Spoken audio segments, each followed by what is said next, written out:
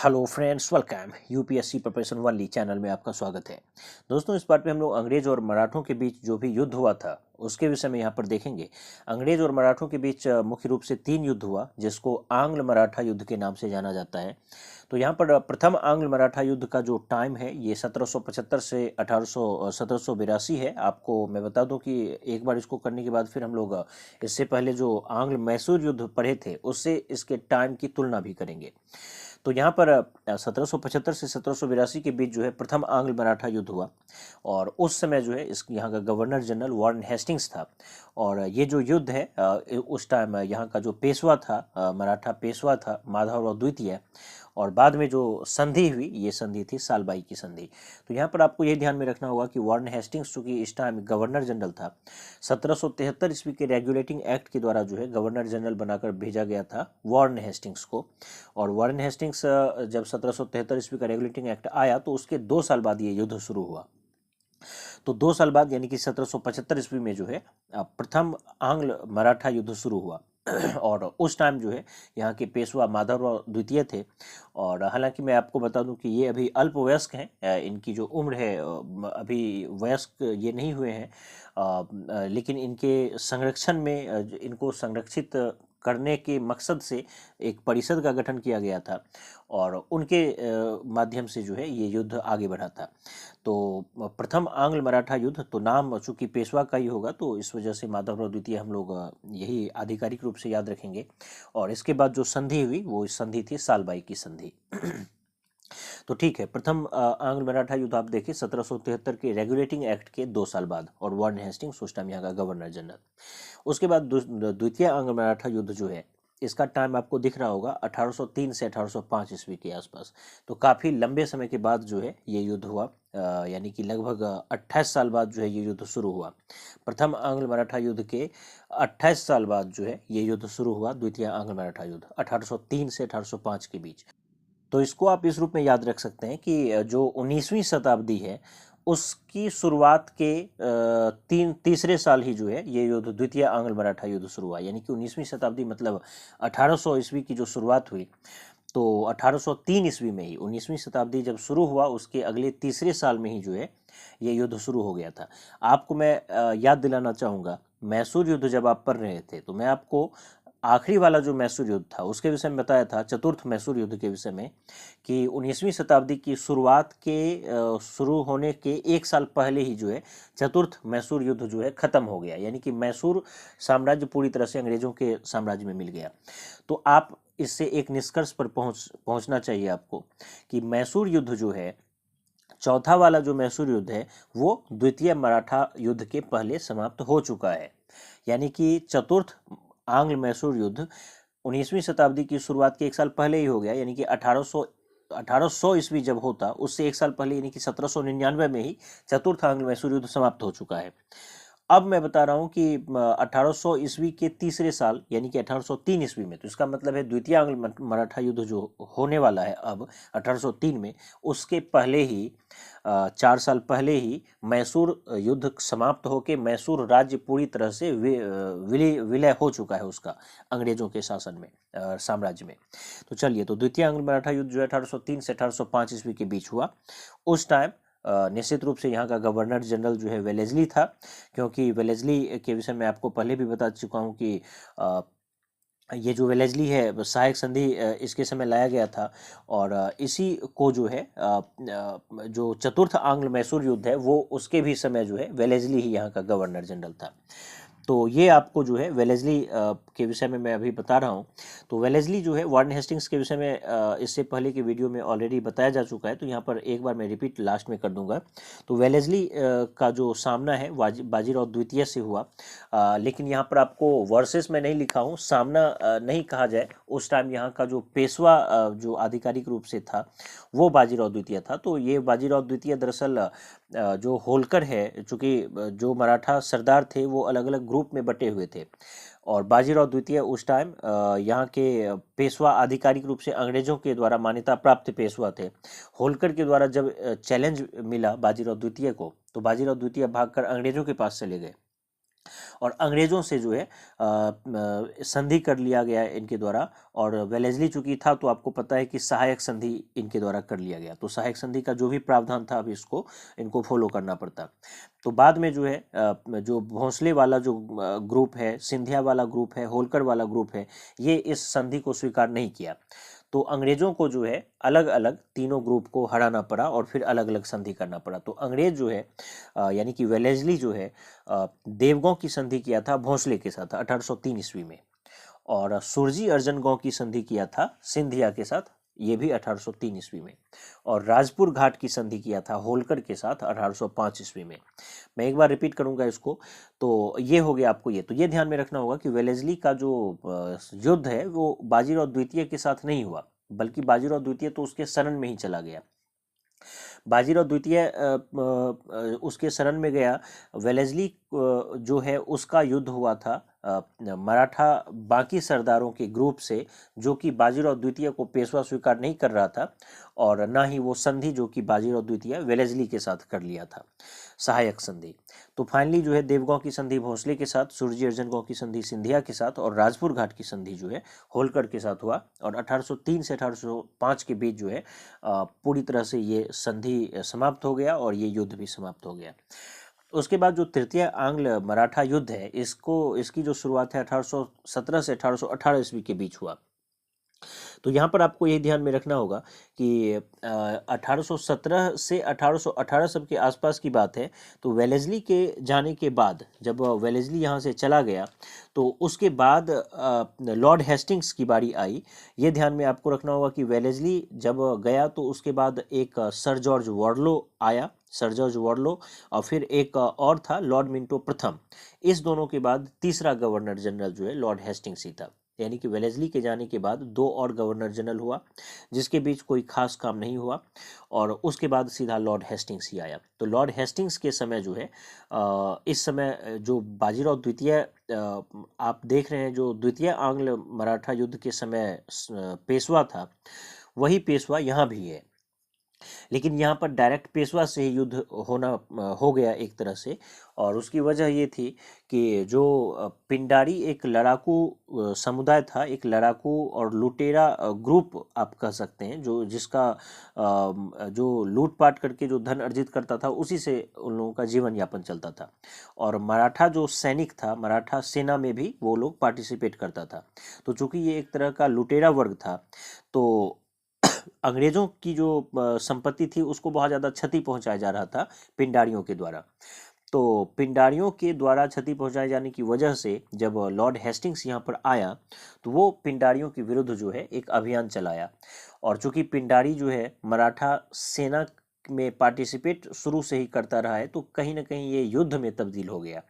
और धीरे धीरे जो ये युद्ध है, जो पिंडारी के विरुद्ध छेड़ा गया अभियान था, वो कहीं ना कहीं मराठों के विरुद्ध एक अभियान बन गया। और बाद में जो है मराठों के बीच और अंग्रेजों के बीच एक युद्ध हुआ, और उस युद्ध को फाइनली बाजीराव द्वितीय के ही द्वारा जो है नेतृत्व किया गया।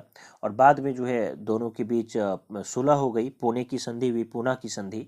और बाजीराव द्वितीय को बाद में जो है पकड़ लिया गया और पेशवा का पद ही समाप्त कर दिया गया इसके बाद अंग्रेजों के द्वारा। और पेशवा का पद समाप्त करके कानपुर के निकट एक जगह है बिठूर, तो बिठूर भेज दिया गया बाजीराव द्वितीय को। तो फाइनली जो है पेशवा का पद समाप्त कर दिया गया और मराठा जो साम्राज्य है उसको कहीं न कहीं अंग्रेज अपने हिस्से में मिला लिया। तो इस तरह से ये कुछ हिस्सा था जिसको हम लोग यहाँ पर देखें। अब मैं एक बार रिपीट कर रहा हूँ, ध्यान से सुन लीजिए। प्रथम आंग्ल मराठा युद्ध जो है 1773 ईस्वी की रेगुलेटिंग एक्ट के 2 साल बाद इसको लाया गया। और उस टाइम वारेन हेस्टिंग्स यहाँ का गवर्नर जनरल था। माधवराव द्वितीय जो कि अल्पवयस्क थे, यहाँ के पेशवा थे आधिकारिक रूप से, आधिकारिक पेशवा। और इस युद्ध के बाद जो संधि हुई वो थी सालबाई की संधि। द्वितीय आंग्ल मराठा युद्ध जो है 1803 से 1805 के बीच हुआ, यानी कि 1800 ईस्वी जो था 19वीं सदी, उसके अगले तीसरे साल ही ये युद्ध शुरू हुआ 1803 से 1805 के बीच। और इस समय जो है गवर्नर जनरल वेलेस्ली था। और बाजीराव द्वितीय से उसका युद्ध नहीं हुआ, बल्कि बाजीराव द्वितीय को वो मान्यता दे दिया पेशवा के रूप में। बाद में होलकर के द्वारा जो है चुनौती मिली। होलकर, सिंधिया, भोंसले ये सब जो है मराठा सरदार का एक ग्रुप है जो कि अलग अलग क्षेत्र में शासन करता था और मिल के ये मराठा साम्राज्य बना हुआ था। तो होलकर के द्वारा जब चैलेंज मिला बाजीराव द्वितीय को तो भागकर वेलेस्ली के पास गया, वहाँ पर वेलेस्ली से संधि कर लिया और संधि करने के बाद सहायक संधि किया। और बाद में जो है अंग्रेज जब ये सब भोंसले, सिंधिया, होलकर ये सब नहीं माना उस संधि को, तो अंग्रेजों को इन तीनों ग्रुप से अलग अलग युद्ध करना पड़ा। तो देवगांव की संधि हुई भोंसले के साथ युद्ध के बाद, फिर सुरजी अजनगांव की संधि हुई सिंधिया के साथ, और राजपुर घाट की संधि हुई होलकर के साथ। तो ये सब कुछ पॉइंट यहाँ पर हम लोग देखें। 1805 में फाइनली ये जो संधि है ये युद्ध समाप्त हुआ। उसके बाद जो तृतीय आंग्ल मराठा युद्ध है तो ये 1817 से 1818 के बीच हुआ। और उस टाइम यहाँ का गवर्नर जनरल लॉर्ड हेस्टिंग्स था, और जो बाजीराव द्वितीय वही यहाँ के पेशवा थे। और बाद में जो है इन सब के बीच पूना की संधि हुई और बाजीराव द्वितीय को कानपुर के बिठूर भेज दिया गया पेंशन भोगी बनाकर, और पेशवा का पद पूर्णतः जो है समाप्त कर दिया गया। तो यहाँ पर अच्छा, तृतीय आंग्ल मराठा युद्ध को आप इस रूप में याद रख सकते हैं कि एक 1813 ईस्वी में एक्ट आया था। जैसे आप देखिए 1773 का रेगुलेटिंग एक्ट, उसके बाद 1784 में पिट्स इंडिया एक्ट, उसके बाद 1793 ईस्वी में एक्ट आया था। यानी कि 1773 के 20 साल बाद एक एक्ट आया 1793 ईस्वी के फिर 20 साल बाद यानी कि 1813 ईस्वी में एक एक्ट आया था 1813 ईस्वी में। तो 1813 ईस्वी का जो एक्ट था उसके 4 साल बाद जो है तृतीय आंग्ल मराठा युद्ध शुरू हुआ। तो ये जो 1813 ईस्वी वाला जो चार्टर एक्ट था वो बहुत ही इंपॉर्टेंट था, क्योंकि उसी के माध्यम से जो है मुक्त व्यापार की नीति लागू की गई। यानी कि अब केवल ईस्ट इंडिया कंपनी ही भारत के साथ या इन क्षेत्र के साथ व्यापार नहीं कर सकता था, बल्कि अब कोई भी जो व्यापारिक कंपनी थी या बाकी व्यापारी भी था वो भी भारत के साथ व्यापार कर सकता था। तो इसका मकसद यही था कि भारत से कच्चा माल, वहाँ पर चूँकि औद्योगिक क्रांति हो गया था, वहाँ कच्चे माल की बहुत ज़्यादा ज़रूरत थी, तो यहाँ से कच्चा माल लेके जाया जाए और वहाँ से बना बनाया तैयार माल भारत पहुँचा दिया जाए। क्योंकि केवल ईस्ट इंडिया कंपनी अगर व्यापार करती तो फिर वहाँ औद्योगिक क्रांति को फुलफिल करने के लिए न कच्चे माल की अच्छे से आपूर्ति हो पाती, न वहाँ तैयार माल को यहाँ पहुँचाया जा सकता था। तो हर एक को छूट दे दिया गया, इसी को बोला गया मुक्त व्यापार की नीति लागू की गई थी 1813 ईस्वी के चार्टर एक्ट के द्वारा। साथ ही साथ 1813 ईस्वी के चार्टर एक्ट के द्वारा जो है ईस्ट इंडिया कंपनी का जो व्यापार का एकाधिकार था वो तो छीन लिया गया, यानी कि ये भी व्यापार कर सकता था, बाकी और सब भी व्यापारी व्यापार कर सकता था, लेकिन चाय के साथ व्यापार का एकाधिकार उसका बना रहा, और चीन देश के साथ भी जो है व्यापार का एकाधिकार उसका बना रहा। साथ ही साथ 1813 ईस्वी के एक्ट के द्वारा आपको याद होगा शिक्षा पर भी 1 लाख रुपए खर्च करने की बात किया गया था उस एक्ट में, और ईसाई मिशनरी जो था उन सबको धर्म प्रचार करने की भी छूट दी गई थी 1813 ईस्वी के एक्ट के द्वारा। तो उसी 1813 ईस्वी के एक्ट के 4 साल बाद जो है आंग्ल मराठा युद्ध हुआ था, तीसरा वाला। तो तृतीय आंग्ल मराठा युद्ध जो है लॉर्ड हेस्टिंग्स और बाजीराव द्वितीय के मध्य हुआ, पूना की संधि इसके बीच हुई। अब मैं एक बार आपको तुलना करके बताता हूँ जो कि बहुत ही ज़्यादा जरूरी है।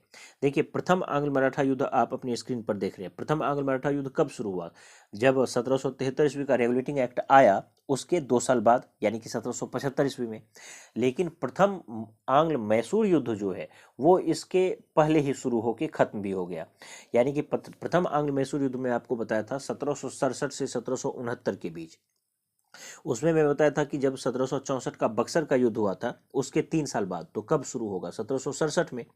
और 1767 का क्या मतलब हो गया कि लगभग 8 साल पहले ही जो है मैसूर युद्ध शुरू हुआ था। प्रथम आंग्ल मराठा युद्ध जब शुरू हुआ उसके 8 साल पहले ही प्रथम मैसूर युद्ध कंप्लीट हो चुका था, और उस टाइम वेरेलस्ट था।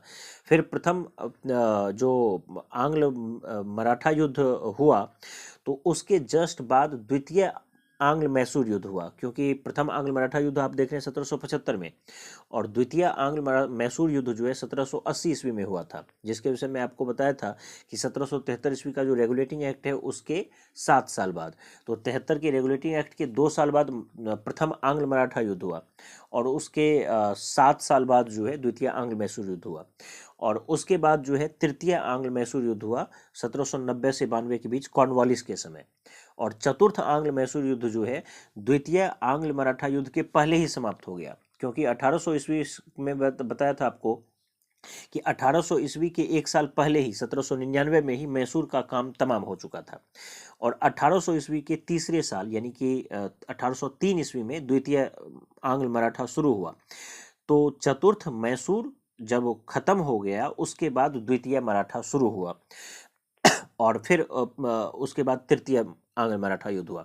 तो अगर आप एक सीक्वेंस देखेंगे तो प्रथम मैसूर हुआ वेरेलस्ट के समय, उसके बाद प्रथम आंग्ल मराठा युद्ध हुआ वार्न हेस्टिंग्स के समय। तो प्रथम मैसूर हुआ पहले, फिर प्रथम मराठा हो गया, उसके बाद द्वितीय मैसूर हुआ, फिर तृतीय मैसूर हुआ और चतुर्थ मैसूर हुआ। यानी कि प्रथम मैसूर, उसके बाद प्रथम मराठा और प्रथम मराठा के बाद तीनों मैसूर समाप्त हो गया, तब जाके द्वितीय मराठा हुआ और तृतीय मराठा हुआ। तो लास्ट में रिपीट कर रहा हूँ, प्रथम मैसूर वेरेलस्ट के समय, उसके बाद प्रथम मराठा वार्न हेस्टिंग्स के समय और द्वितीय मैसूर भी वार्न हेस्टिंग्स के ही समय।